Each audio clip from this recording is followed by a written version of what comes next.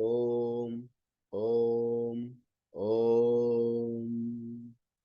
गुरु ब्रह्मा गुरु विष्णु गुरुदेवो महेश्वरा गुरुरेव परब्रह्म तस्मै श्री गुरुवे नमः। सबको नमस्कार, स्वागत है आपका आपके चैनल स्पिरिचुअल ट्रैवलर में। आज का टॉपिक एक बहुत ही बड़े गुरु और एक ऐसे भी एक महान योगी जिन्होंने एक विशेष चक्र के ऊपर बहुत जोर दिया और समझाया कि कैसे व्यक्ति एक सेल्फ रियलाइजेशन का भाव ले सकता है, एकत्व जो एक ऐसी जगह हमारे अंदर जहां पे जो पंच तत्वों से भी ऊपर है, जहां पे शिव और शक्ति आपस में मिलते हैं, वो स्थान। जी हाँ, तो उससे पहले एक ऐसे उन बहुत बड़े गुरु का मैं एक बहुत छोटी सी लेकिन बहुत विशेष टीचिंग्स के बारे में मैं डिस्कस करूंगा और उसी टीचिंग के अंदर जो उनका भाव था उससे कोरिलेट करते हुए दूसरे एक बहुत बड़े आध्यात्मिक गुरु, एक योगी, गृहस्थ योगी, जिन्होंने समाज को आध्यात्मिक एक बहुत बड़ी आध्यात्मिक एक पद्धति दी जिससे वो परमात्मा से एकीकार कर सके। तो सबसे पहले मैं बात करूंगा शिरडी के साईं बाबा की। जी हाँ, शिरडी के साईं बाबा, प्रणाम। शिरडी के साईं बाबा के बारे में कहा जाता है ना, उनका एक सबसे फेमस जो उनकी एक टीचिंग्स थी, श्रद्धा सबूरी। श्रद्धा सबूरी यानी कि अपने गुरु पे कंप्लीट विश्वास रखो और सब्र रखो, हैव पेशेंस। तो ये टीचिंग सिर्फ ऐसा नहीं कि सिर्फ शिरडी साईं बाबा ने बताई।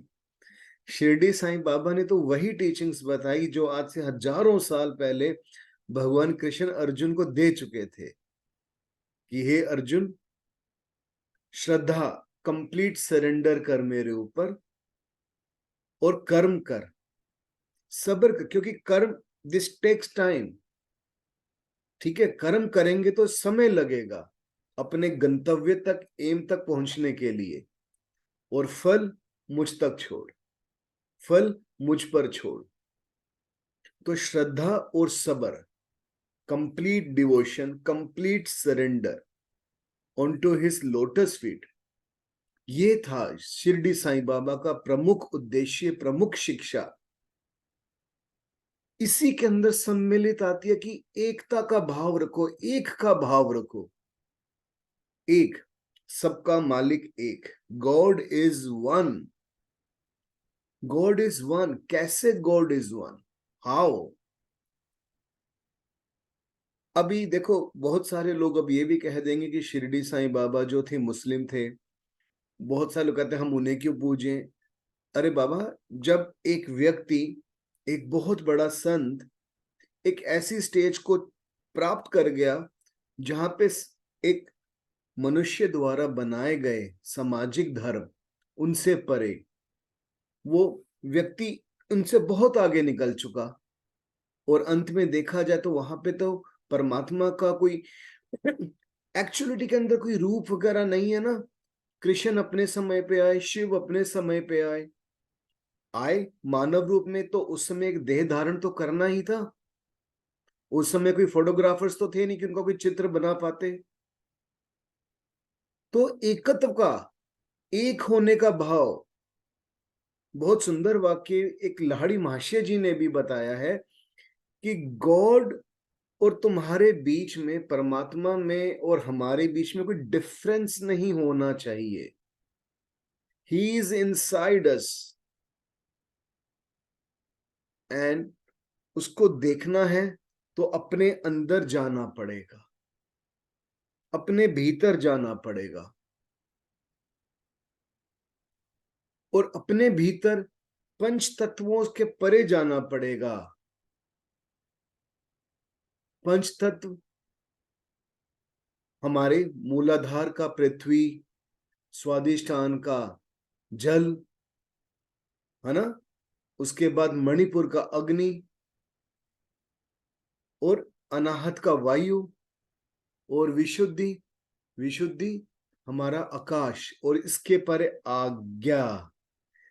तो यही है जो साईं बाबा जी ने बोला कि सबका मालिक एक, एक का भाव रखो, क्षमा करो और उस एक के अंदर मर्ज हो जाओ, मिल जाओ।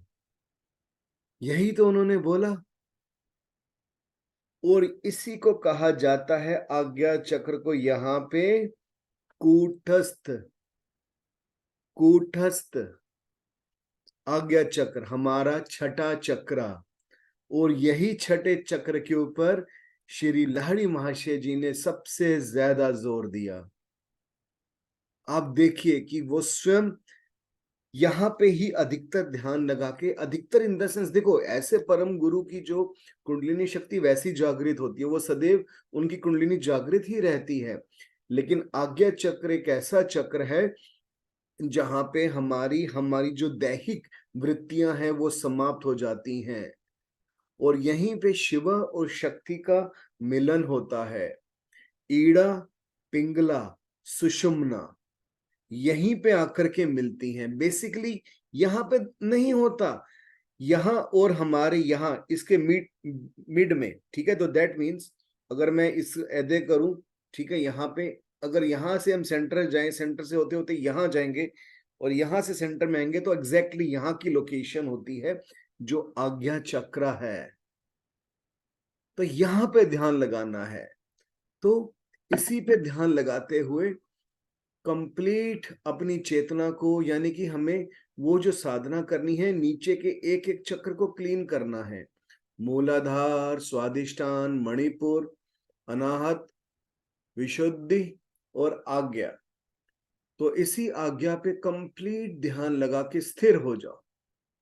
यहीं पे तो स्थिर होना है और यहीं पे वो परमात्मा जो है ना, वो शिव और शक्ति का यहीं पे कंप्लीट उसी का मिलन है। और यहीं पे ही तो वो सुषुम्ना नाड़ी यहीं पे तो खुलती है हमारी, यहीं पे आके सुषुम्ना मिलती है। ईड़ा, पिंगला, सुषुम्ना यहीं पे ही जो है हमारा, इसी के माध्यम से ही कूटस्थ पे ही प्रयाग है। यही वो संगम है जहां पे तीनों मिलती हैं। बेसिकली इसी को संगम कहा जाता है। शांभवी मुद्रा लगाओ, उन्मनी मुद्रा लगाओ। उन्मनी में तो कंप्लीट सहस्त्रार पे पहुंच जाओगे। शांभवी सबसे बेस्ट है। शांभवी मुद्रा के अंदर बैठे रहो, बैठे रहो। यही तीसरा नेत्र है जो हमारी संसार की जितनी भी इच्छाएं हैं उसको समाप्त करता है। कामों की इच्छा है कि और भी इच्छा है, उसको समाप्त करता है। यही कूटस्थ है और इसी पे ही जोर दिया है लाहिड़ी माशे जी ने, या और भी जो स्पिरिचुअल मास्टर्स आए हैं। तो यहीं पर ही आके एकत्व का भाग आता है। Complete consciousness, complete consciousness. लेकिन इसके लिए हमें नीचे के चक्रों को भी मेडिटेट करना पड़ेगा और चक्र खुलते हैं सिर्फ और सिर्फ गुरु कृपा से। समझ गए? तो हर व्यक्ति को साधना सीखनी पड़ेगी, धर्म के मार्ग पर चलना पड़ेगा। जिस भी महापुरुष के, संत महात्मा योगी के मंदिर जाते हैं उसकी शिक्षाओं को समझो।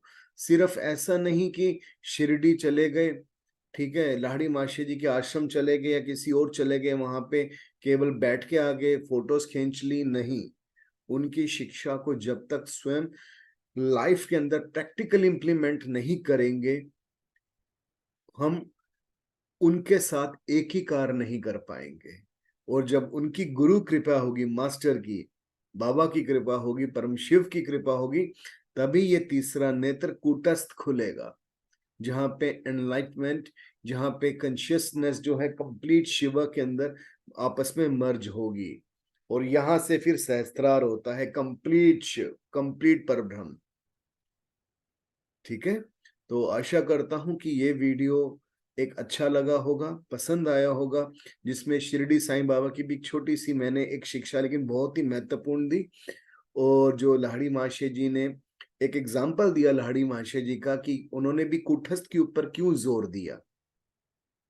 तो ये वीडियो पसंद आए तो लाइक करिएगा, और चैनल सब्सक्राइब नहीं किया तो प्लीज करिए, चैनल को सब्सक्राइब। बहुत अच्छी वीडियोस हैं, ट्रस्ट मी, बहुत बेनिफिट मिलेगा अगर आपने वीडियोस देखी और इम्प्लीमेंट किया तो।